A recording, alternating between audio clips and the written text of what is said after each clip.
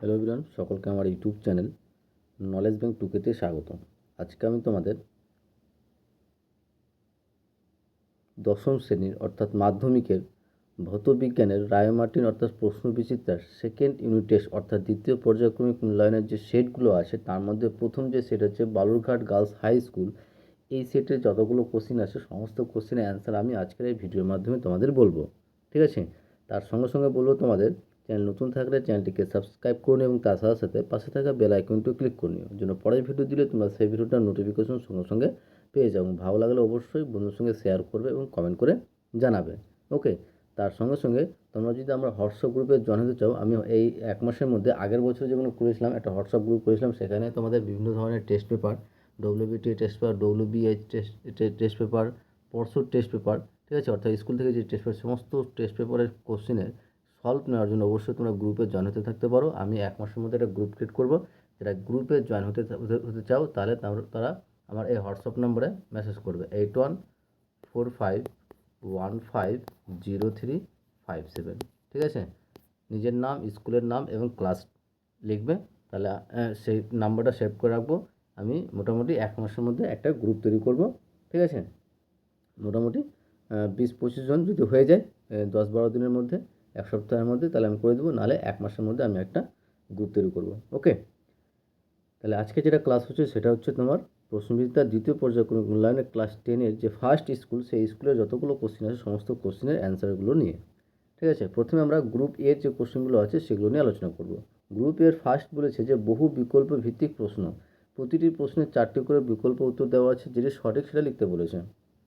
অর্থাৎ এমসিকিউ 4টা অপশন থাকবে, তার মধ্যে যে অপশনটা সঠিক সেটা তোমাকে লিখতে হবে। তো প্রথম যে কোশ্চেন বলেছে, দেখো ফার্স্ট কোশ্চেন বলেছে যে কার্বনযুক্ত কোনো গ্যাসীয় যৌগের বাষ্প ঘনত্ব যদি 13 হয়, তো যৌগটির আণবিক সংকেত নিম্নরূপ কোনটি হতে পারে? কোনো কার্বনযুক্ত কোনো গ্যাসীয় যৌগের যদি বাষ্প ঘনত্ব 13 হয়, তাহলে তার আণবিক সংকেত হবে C2H2। ঠিক আছে, অ্যান্সার হবে অপশন ডি, C2H2। তারপরে নেক্সট কোশ্চেন বলেছে যে কোনো তরলের আপাত প্রসারণ গুণাঙ্ক ওয়াই এবং প্রকৃত প্রসারণ গুণাঙ্ক যদি ওয়াই আর হয়, তাহলে এদের মধ্যে সম্পর্কটা কী হবে? এটা কিন্তু ভেরি ভেরি ইম্পর্টেন্ট একটা কোশ্চেন। তাহলে কোনো তরলের আপাত প্রসারণ গুণাঙ্ক যদি ওয়াই এবং প্রকৃত প্রসারণ গুণাঙ্ক যদি ওয়াই আর হয়, তাহলে তার মধ্যে যে সম্পর্কটা হবে সেটা হচ্ছে Y A less than Y আর। ঠিক আছে, এটা হচ্ছে তাদের মধ্যে সম্পর্ক। অ্যান্সার হবে অপশন বি। তারপরে নেক্সট 3 নম্বর কোশ্চেন দেখো। 3 নম্বর কোশ্চেন বলেছে যে প্রদত্ত এককগুলির মধ্যে কোনটি তড়িৎ পরিমাপের একক? প্রদত্ত এককগুলির মধ্যে কোনটি তড়িৎ পরিমাপের একক? সঠিক অ্যান্সার হবে অপশন বি, কুলম্ব। ঠিক আছে, অ্যান্সার হবে কুলম্ব। নেক্সট, যে জলের তড়িৎ বিশ্লেষণে অ্যানোডে কোনটি উৎপন্ন হয়? জলের তড়িৎ বিশ্লেষণে অ্যানোডে কোনটি উৎপন্ন হয়? সঠিক যে অ্যান্সার হবে সেটা হচ্ছে, তো জলের তড়িৎ বিশ্লেষণ অ্যানোডে যে গ্যাসটি উৎপন্ন হয় সেটা হচ্ছে অপশন সি, O2 অর্থাৎ অক্সিজেন। ঠিক আছে, জলের তড়িৎ বিশ্লেষণে অ্যানোডে যে গ্যাসটি উৎপন্ন হয় সেটা হচ্ছে অক্সিজেন গ্যাস। তারপরে নেক্সট কোশ্চেন দেখো, 5 নম্বর কোশ্চেন বলেছে যে ইউরিয়ার শিল্প প্রস্তুতে CO2 অর্থাৎ কার্বন ডাইঅক্সাইডের সঙ্গে গৃহীত প্রয়োজনীয় বিক্রিয়াটি হলো। ইউরিয়া শিল্প প্রস্তুতে CO2 এর সঙ্গে গৃহীত প্রয়োজনীয় বিক্রিয়াটি হলো, অ্যান্সার হবে সঠিক যেটা অ্যান্সার হবে সেটা হচ্ছে অপশন সি, NH3। ঠিক আছে, তারপরে 6 নম্বর যে স্টেনলেস স্টিলের প্রধান উপাদান কি? ভেরি ভেরি ইম্পর্টেন্ট কোশ্চেন, যে স্টেনলেস স্টিলের প্রধান উপাদান কি? অ্যান্সার হবে Fe অর্থাৎ লোহা। অ্যান্সার হবে অপশন এ। তারপরে 7 নম্বর যে রাসায়নিক শক্তিকে তড়িৎ রূপান্তরিত করা হয়, রাসায়নিক শক্তিকে তড়িৎ রূপান্তরিত করা হয় সেটা হচ্ছে তড়িৎ কোষে। অ্যান্সার হবে অপশন ডি, তড়িৎ কোষে। এগুলো আমাদের গ্রুপ এর কোশ্চেনের অ্যান্সার।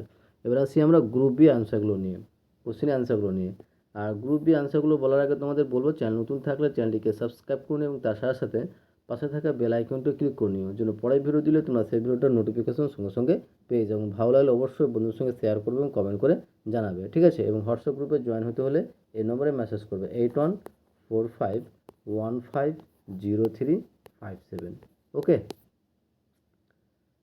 তাহলে 1 নম্বর যে কোশ্চেন বলেছে দেখো, গ্রুপ বি এর যে 1.8 গ্রাম জলের অণুর সংখ্যা কত? 1.8 গ্রাম জলের অণুর সংখ্যা কত? এটা অ্যান্সারটা আমি নিচে করেছি, অঙ্কটা দেখো কীভাবে করেছি। যে আমরা জানি যে জলের আণবিক ওজন হচ্ছে 18 গ্রাম। ঠিক আছে, জলের আণবিক ওজন হচ্ছে কী বলতো? 18 গ্রাম। তাহলে 18 গ্রাম জলের অণু থেকে কত আমরা জানি আবার 6.03 ইন্টু 10⁻23t। এটা জানি আমরা যে 18 গ্রাম জলের অণু থাকে 6.023 ইন্টু 10⁻23t। তাহলে 1 গ্রাম জলের অণু কত হবে? 1 গ্রাম জলের অণু হবে 6.023 ইন্টু 10⁻23/18। তাহলে আমাকে যেটা বের করতে বলেছে 1.8 গ্রাম জলের অণু কত? তাহলে 1.8 গ্রাম জলের অণু হবে 6.023 ইন্টু 10⁻23 ইন্টু 1.8/18।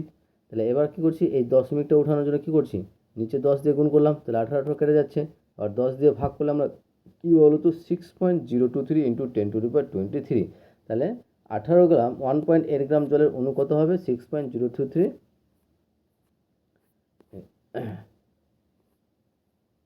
এক নম্বর কোশ্চেন অ্যান্সার হবে যে 6.023 ইন্টু 10⁻, কী বলো তো 22t। ঠিক আছে। নেক্সট তারপরে কোশ্চেন বলেছে এসটিপিতে 50 গ্রাম একটি গ্যাসের আয়তন যদি 44.8 লিটার হয় তাহলে গ্যাসটির আণবিক ভর কত? এই কোশ্চেনের অ্যান্সার আমরা নিচে করেছি, দেখো কীভাবে করবে। যে এসটিপিতে আমরা কী জানি যে এসটিপিতে 22.8 লিটার গ্যাসের ভরই হলো তার আণবিক ভর।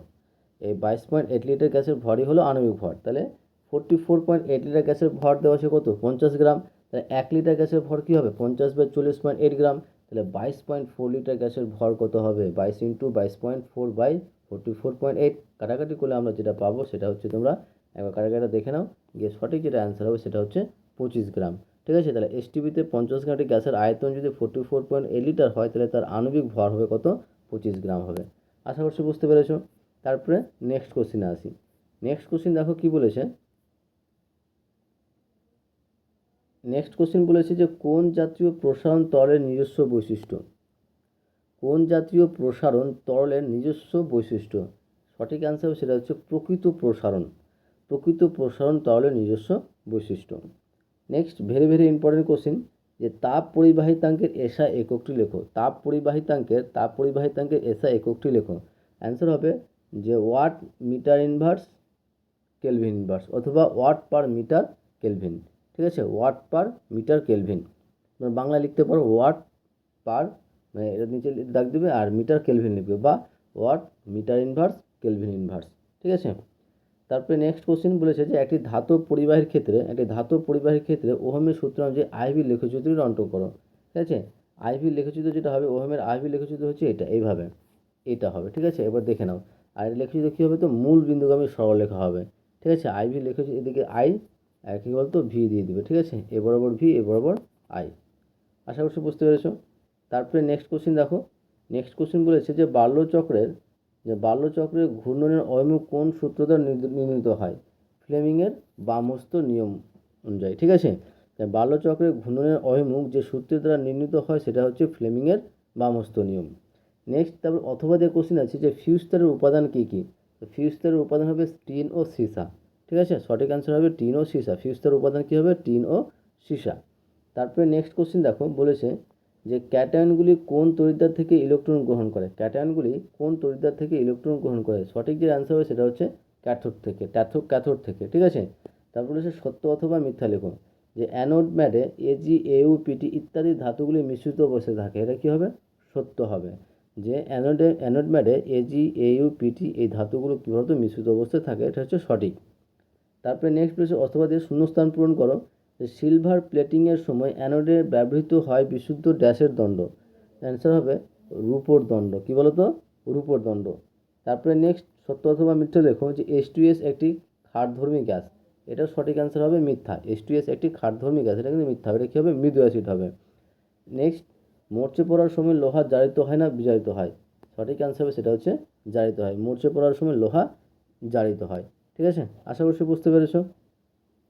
নেক্সট গ্রুপ সি এর কোশ্চেনগুলো দেখো। আর গ্রুপ সি অ্যান্সারগুলো বলার আগে তোমাদের বলবো, চ্যানেল নতুন থাকলে চ্যানেলটিকে সাবস্ক্রাইব করে নিও এবং তার সাথে সাথে পাশে থাকা বেল আইকনটি ক্লিক করে নিও, যেন নেক্সট ভিডিও দিলে তোমরা সেই ভিডিওটা নোটিফিকেশন সঙ্গে সঙ্গে পেয়ে যাও। ভালো লাগলে অবশ্যই বন্ধুর সঙ্গে শেয়ার করবে এবং কমেন্ট করে জানাবে।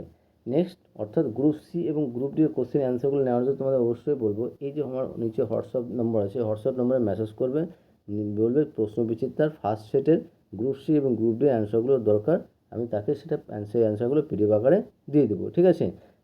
গ্রুপ সি এর যে একটা কোশ্চেন, শর্ট কোশ্চেন আছে, এই কোশ্চেনটা আমি অ্যান্সারটা বলে দিচ্ছি এখানে।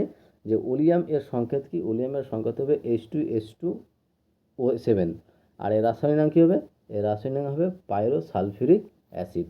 ঠিক আছে, আর বাকি অ্যান্সারগুলো নেওয়ার জন্য তোমরা অবশ্যই আমার এই হোয়াটসঅ্যাপ নম্বরে যোগাযোগ করবে। আশা করছি তোমাদের ভিডিও ভালো লেগেছে। লাস্টে বলো, তোমাদের অবশ্যই চ্যানেল নতুন থাকলে চ্যানেলটিকে সাবস্ক্রাইব করে নিও এবং তার সাথে সাথে পাশে থাকা বেল আইকনটা ক্লিক করে নিও, যেন পরের ভিডিও দিলে তোমরা সেই ভিডিওটা নোটিফিকেশন সঙ্গে সঙ্গে পেয়ে যাও। ওকে, থ্যাংক ইউ ভিডিওটা দেখার জন্য।